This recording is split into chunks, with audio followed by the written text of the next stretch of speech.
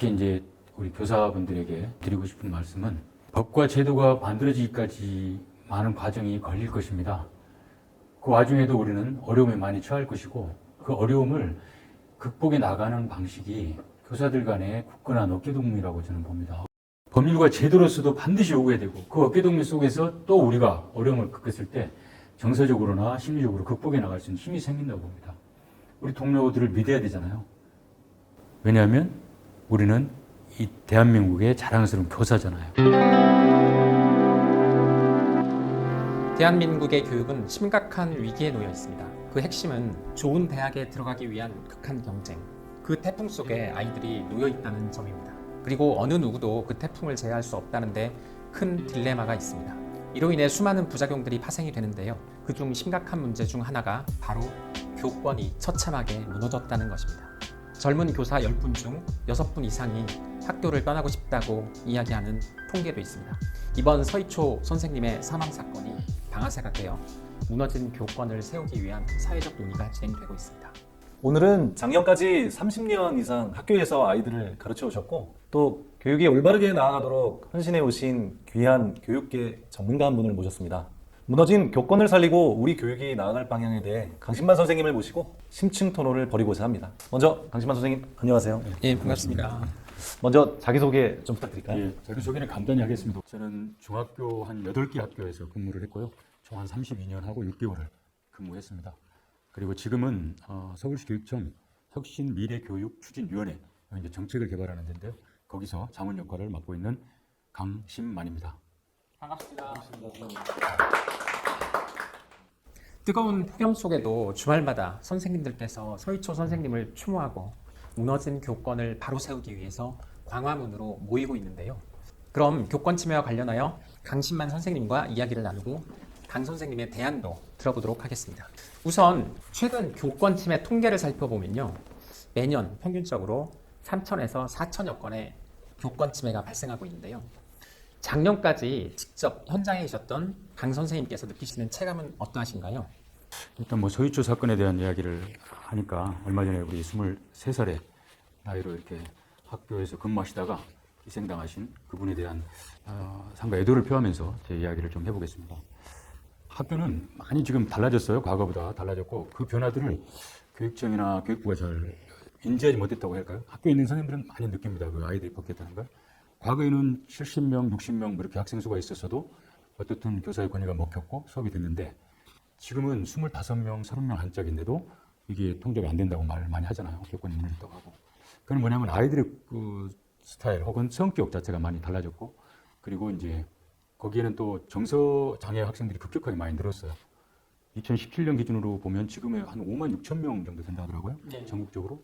그럼 그 정도로 이제 정서 ADHD라고 그러죠. 이런 정서행동 장애를 일으키는 애들이 그렇게 많기 때문에 한 반에 한 2명 정도가 있습니다. 대개는 충돌은 이제 그 아이들하고 일어나는 거죠. 수업하다 보면 그냥 돌아다녀 버리고 앉아 수업해야 되는데 그냥 화장실까지 또 가버리고 멈추려 하는데 안 멈추고 이런 것들이 이제 충돌하면서 학교는 진짜 어려워진 상황인 거죠. 네. 아까 그 변호사님 서두에 얘기했지만 뭐 지금 뜨거운 폭염 속에도 7월 29일이랑 8월 초에 광화문에서 집회가 있었잖아요.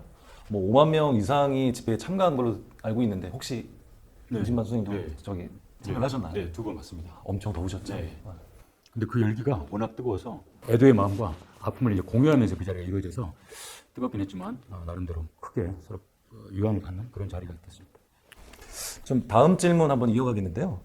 통계를 보니 교권을 침해하는 당사자는 다음과 같이 이렇게 나타났더라고요. 첫 번째는 학생, 교직원, 학부모 이런 순위인데 학생의 교권 침해가 90% 차지하고 특히 그 중에서도 중학생이 50% 이상 차지한다고 나오는데요. 선생님께서는 중학교에서도 근무를 하셨는데 좀 어떠셨어요? 많이 힘드셨죠? 힘듭니다. 중학교 오직 않은 그 중학생 때문에 그렇죠. 그런 말도 있잖아요. 북한군이 쳐들어온다. 그런 정도로까지 그만큼 심각했는데 지금은 이제 그게 초등학교가 가장 힘든 상황이 아닌가 싶은 생각이 들어요. 제가 학생부대 오래 하면서 이렇게 보니까 중학생들은 일정한 정도로 이제 좀 먹히는 애들도 있고 좀 생기기도 하는데 초등학교는 이제 그 사춘기도 좀 빨라지고 그렇죠. 그리고 요즘에 또 워낙 귀각이 크고 금쪽이라고 하잖아요. 소위 말하는 그런 아이들이 이제 오다 보니까 더 쉽지 않고 그런데다가 학부모들마저도 또 초등학교 때는 엄청 관심이 많잖아요. 중학교 가면 조금씩 떨어지거든요, 이게. 그래서 아까 교권 침해도 보면은 학생들보다는 통계상으로는 학부모들이 초등학교에서는 73% 됩니다. 나머지가 학생들이고 23% 정도가. 그리고 나머지는 기타 이렇게 돼 있는데 학부모들이 교권 침해가 제일 많습니다. 교육활동 방해에 대해서. 그만큼 관심이 자녀에 대해 많다 보니까 교사에 대해서 이제 되게 더 많은 것들을 요구하고 그로 인해서 이제 넘지 말아야 될 성과를 넘음으로써 이제 교권 침해가 발생하고 있는 것 같습니다. 지금 그 초등학교 다니는 학생들이 그러니까 이제 출산율이 적으시다 보니까 뭐 형제가 없거나 그냥 한 자녀 또 많아야 두 자녀 이런 정도지 않습니까? 그런 것들이 부모님이 선생님을 대하는 그런 태도에도 영향을 미쳤다고 볼 수 있을까요? 그렇죠. 사실은 가정에서 인성교육이나 이런 것들은 기본적으로 대고 이제 학교에 와서 공동체 생활 속에서 인성교육을 이제 교사들이 가르치는데 기본적인 것들이 이제 가정에서 좀 안 된 학생들이 있고 그 안 되는 원인은 아주 이제 열악한 경제 환경 때문에 돌봄이 전혀 안 되고 있는 학생들이 일단 학교로 오고 그다음에 또 지나치게 과도하게 또 학생들에 대한 그 개입 혹은 부모의 욕심 뭐 이런 것들로 인해서 금쪽이 말 그대로 교육하다 보니까 이제 뭔가 인성이 잘 갖춰지지 않게 자기만 아는 아이로 이제 성장해서 학교에 옴으로써 이제 그 공동체에서 충돌하는 경우가 많이 생기는 거죠. 그 최근에는 학부모의 교권 침해도 늘어나는 양상이고 또 문제가 된 사례를 보면 학부모의 경우가 월등히 많다고 하는데요. 그건 학생의 교권 침해는 학교 내에서 주로 해결이 되지만 그 학부모님들이 제기하는 문제 이런 것들이 분쟁으로 더 많이 이어지기 때문인 것으로 보이긴 합니다. 현장에서 느끼시는 또 다른 이유가 있을까요? 아마 그게 정확한 판단일 텐데 대부분은 학생들은 이제 현장에서 교사가 지도해서 끝나는 경우가 많아요. 또 교사들이 문제 제기를 잘 안 합니다. 그러니까 이제 아이를 뭐 어떻게 뭐 뭔가 법적으로 한다든가 이렇게 하기에는 쉽지 않고 또 학교 내 학칙으로 처벌하기에도 상당히 신중하거든요, 교사들은.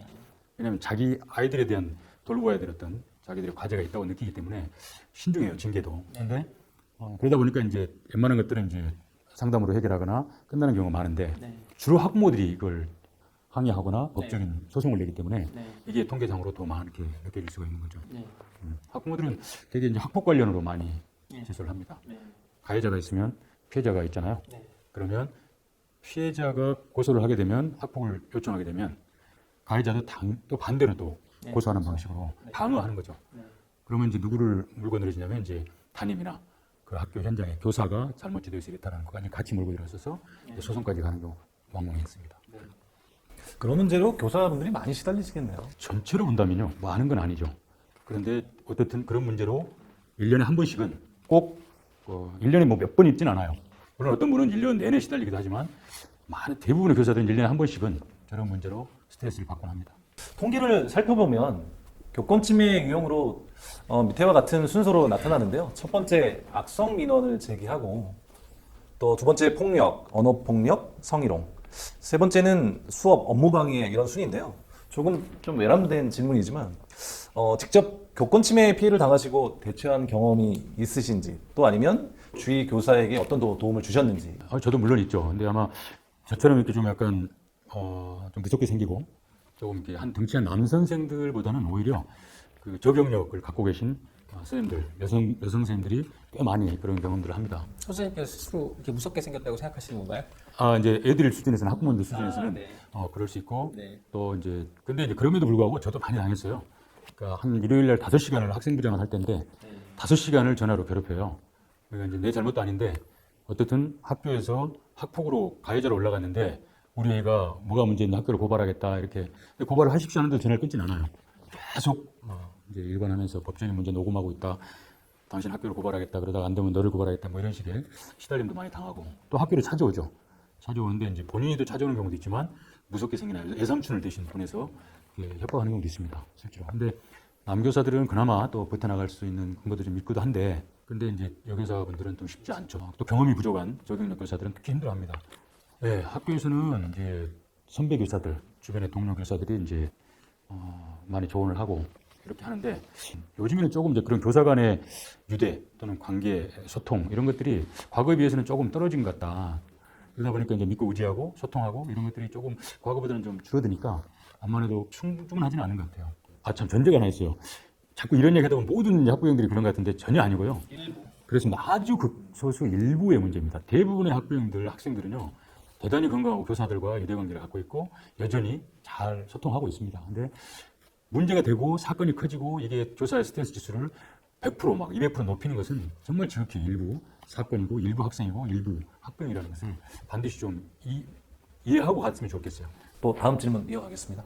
교원 2만 2천 명을 대상으로 한 교육부 설문조사에서 교권 침해의 원인으로 다음과 같은 항목들이 제시되었다고 합니다. 첫 번째, 교권 침해 학생, 학부모에 대한 제재 미흡하다는 점. 그리고 두 번째, 교권에 비해서 학생의 인권이 지나치게 강조된다는 점. 그리고 세 번째, 교원의 직무 특성을 고려하지 않은 사법적 판단. 그리고 네 번째, 교권 침해에 대한 관련 제도 미흡. 이런 것들인데요. 선생님께서는 교육계에 오래 계셨고 또 교사 운동도 열심히 해오신 전문가이신데요.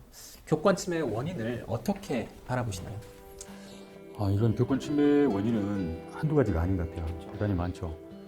그래서 그걸 다 말하기는 어려운데 아까 그 교육부에서 조사한 것들 중에 이제 네 가지인가요? 네 가지를 이야기하셨는데 하나만 빼고는 아마 다 동의할 수 있을 것 같아요. 그런 사람들이. 다만 이제 어떻게 그러면 해결할 거냐, 법률적으로 어떤 법을 보완해야 이게 가급적 교권 침해를 막을 수 있을 것이냐에 대한 문제는 있을 수 있는데 대부분 뭐 동의합니다. 다만 학생 인권을 지나치게 강조했다라고 하는 것에 대해서는 좀 생각이 다른 것 같아요. 그러니까 학부모 인권, 교사 인권, 학생 인권은 최대한 높여야 한다고 봐요. 한쪽을 올렸는데 한쪽을 안 올렸기 때문에 문제이니까 그럼 네 인권을 내려라고 해석하는 방법이 아니라 안 올라간 인권을 올림으로써 해결하는 게 바람직하다. 근데 자꾸 이제 교육부가 그런 생각, 학생 인권이 너무 강조돼서 이쪽이 약해졌어. 그러니까 이걸 내려. 그러면 하향 평준하잖아요. 그러지 말고 이걸 교사 인권을 올리거나 교권을 올려서 맞춰준다면 보다 바람직한 사회가 되지 않겠어요? 저는 그런 대안을 제시해요.